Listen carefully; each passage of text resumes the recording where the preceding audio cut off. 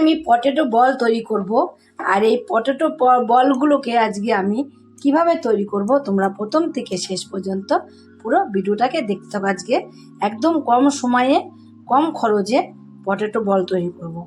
তাহলে দেখো এখানে আমি কটা আলু, ছোট আলু এই যে আরেকটা বড় আলু নিয়েছি, বড় আলুটাকে মধ্যে দিয়ে দুভাগ করে দিচ্ছি। আর ছোটো ছোটো আলু নিয়েছি, নিয়ে আলুগুলোকে সব আমি এখানে সিদ্ধ করতে ছাড়িয়ে নিয়ে ধুয়ে সিদ্ধ করতে বসিয়ে দিয়েছি। আলুগুলোকে কিন্তু একটু আমি ভালোভাবে সিদ্ধ করে নেবো। দেখো বসিয়েছি, কিন্তু এখনও কিন্তু আলুগুলো সিদ্ধ হয়নি। এই দেখো একটুখানি এগুলো তো হয়নি, শুধু দুই একটা হয়েছে, আবার দুই একটা এখন একটু সিদ্ধ হয়নি। এই আলুগুলোকে ভালো করে সিদ্ধ করে নিতে হবে। প্রেশার কুকারে দিলে ভালো হতো, কিন্তু প্রেশার কুকারে দিতেই ভুলে গেলাম। তোমরা যদি পারো প্রেশার কুকারে দিয়ে দিও। এই আলুগুলোকে সিদ্ধ করে নামিয়ে নেবো। ভালোভাবে এখন সিদ্ধ করে নিয়েছি। সিদ্ধ করে নিয়ে এবার আমি একটা থালার মধ্যে সিদ্ধ করা আলুগুলোকে সব নামিয়ে নেবো জল থেকে। জলটাকে ছেঁকে ফেলে দেবো। আলুগুলোকে দেখো নামিয়ে নিয়েছি। এবার আমি একটা মেশার দিয়ে আলুগুলোকে সব মেশ করে নেবো। দেখো কত সুন্দর আলুগুলোকে সিদ্ধ হয়েছে, যেন দলা ভাব না থাকে সেইভাবে কিন্তু আলুগুলোকে মেশ করে নিতে হবে। মেশ করে নেওয়ার পরে আলুর মধ্যে দেবো আমি, দেখো পেঁয়াজ কুচি দেবো, কাঁচা লঙ্কা কুচি দেবো, ধনে পাতা কুচি, লবণ, আর গুঁড়ো দেবো, হলুদের গুঁড়ো, অল্প করে চাট মশলা দেবো, আর দেবো সাথে আমি কর্নফ্লাওয়ারটা একটু বেশি করে দেবো, 3 থেকে 4 চামচের মতন কর্নফ্লাওয়ার। আর আমি সব কিছু দিয়ে একটু মেখে নেবো।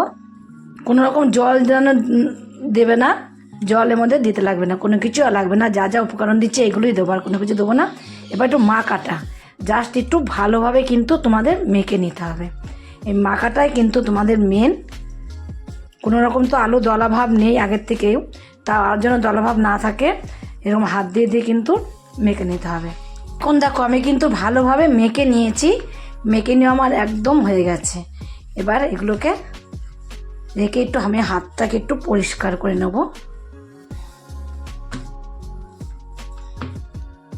হাত ধুয়ে এসে এখান থেকে একটু অল্প করে একটুখানি অংশ নিয়ে নেব। নিয়ে দেখো হাতের মধ্যে নিয়ে এভাবে গোল করে নেব। দেখো গোল করে নেবো সব কটাকেই। দেখো সব পটেটো বলগুলো কিন্তু আমার একদম রেডি হয়ে গেছে, রেডি করে নিয়েছি। এবার এই পটেটো বলগুলোকে আমি এক সাইডে রেখে দেবো। আর এই পটেটো বলগুলো আমি তৈরি করতে করতে এদিকে দেখো কিছুটা তেল আমি বসিয়ে দিয়েছি আগের থেকে কড়াইতে। এই পটেটো বলগুলো কমপ্লিট করতে পটেটো বলগুলো রেডি হয়ে এদিকে করতে দেখো তেলটা আমার গরম হয়ে গেছে কিন্তু একদমই। এবার আমি যে পটেটো বলগুলোকে এখানে করে রেখে দিলাম, সেই পটেটো বলগুলোকে এক একটা করে আমি তেলের মধ্যে ছেড়ে দেবো। এক পিঠ হয়ে গেলে আরেক পিঠ এভাবে উল্টে দেবো। এত সুন্দর এই পটেটো বলগুলো খেতে হবে, না খেলে বুঝতে পারবে না। সন্ধ্যাবেলা অনেক সময় টিফিন করা যায় না, এটাতে একদমই টাইম লাগে না। আলু যদি তোমাদের সিদ্ধ করা থাকে তাহলে তো কোনো কথাই হবে না, খুব তাড়াতাড়ি করে হয়ে যাবে। সবগুলো কিন্তু পাল্টিয়ে নেবো, ভালো করে ভেজে নেবো। সন্ধ্যাবেলা অনেক সময় টিফিন খাওয়া থাকে না, কি খাবো কি টিফিন করব সেটা চিন্তা থাকে। চিন্তা না করলে কিন্তু তোমরা অবশ্যই এরকম করে কিন্তু পটেটো বল তৈরি করে নিতে পারো, খুব সহজে হয়ে যাবে। দেখো সবগুলো কিন্তু খুব সুন্দর করে ভেজে নিয়েছি। দেখো কালারটা দেখলে তোমরা বুঝতে পারছো যে কত সুন্দর ভাজা হয়েছে। এবার আমি তুলে নেব, তেলটাকে ভালোভাবে একটু ঝরিয়ে নেব। তেলটাকে ঝরিয়ে তারপরে সমস্ত বলগুলোকে আমি তুলে দেবো। এগুলো আছে সেগুলোকে কিন্তু আমি একই রকম করে ভেজে নেব। সব পটেটো বলগুলো আমার কমপ্লিট হয়ে গেছে। কমপ্লিট করে আমি আবার নামিয়ে দেবো। নামিয়ে দিয়ে এইভাবেই কিন্তু তোমরাও কিন্তু একদিনের জন্য হলে পটেটো বলগুলো তৈরি করে খেয়ে দেখবে।